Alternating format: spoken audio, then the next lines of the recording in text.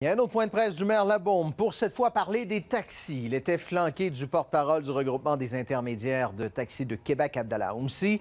Et visiblement, les messages du maire de la semaine dernière ont été saisis. Alexandra, les deux parties ont signé une déclaration de service concernant spécifiquement le centre Vidéotron. Exactement. Donc, des promesses, des ententes qui se trouvent dans ce document-là, signées aujourd'hui par les deux parties, c'est-à-dire par la Ville et par l'industrie du taxi lors de cette conférence de presse.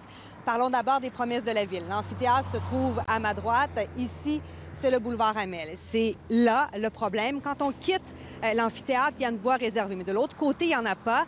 Et là, la Ville s'engage à étudier la possibilité d'aménager une voie réservée pour que les taxis puissent revenir plus rapidement cueillir d'autres clients en soirée.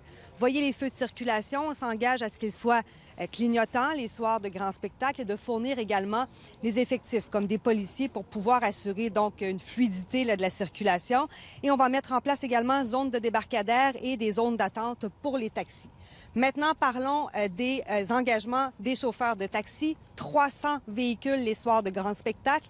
Et on vous a préparé un tableau. Regardez bien. Ce qu'on dit, c'est qu'on promet que ça va prendre 30 minutes maximum pour les 300 premiers départs, 45 minutes entre 300 et 450 et ensuite 1 heure maximum pour 450 raccompagnements, départ et plus. Donc, on promet que tout sera réglé en 1 heure maximum. On est très confiant. On écoute le maire également, le président de Taxi Coop. Aujourd'hui, c'est qu'on a affaire à des gens qui sont parlables, des gens intelligents, des gens d'affaires, hein?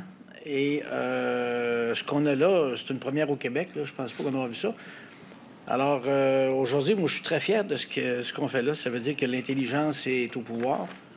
Je suis sûr qu'on est capable de le faire parce que là, on travaille avec l'équipe coude sur coude, là, puis on travaille vraiment pour chaque événement. Puis comme il a dit M. le maire, il va y avoir des vols réservés. Ça va accélérer beaucoup. Puis la présence des policiers pour sécurité, ça va accélérer beaucoup.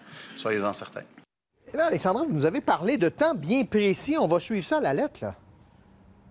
Exactement. On promet d'être proactif parce qu'au lendemain de chaque grand spectacle ou événement ici au Centre Vidéotron, il y aura des rencontres, des réunions téléphoniques justement pour faire le point sur la situation.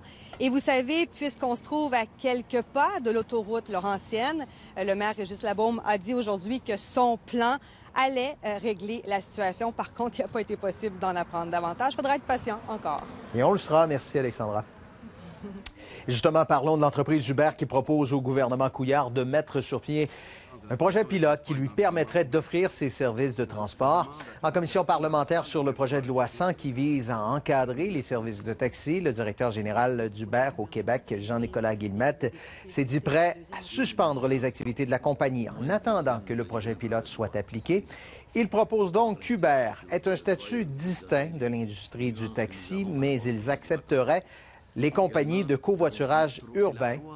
On accepterait donc que ces entreprises-là se dotent d'un permis d'exploitation pour 100 000 $ et paient aussi une taxe spéciale de 35 cents par course.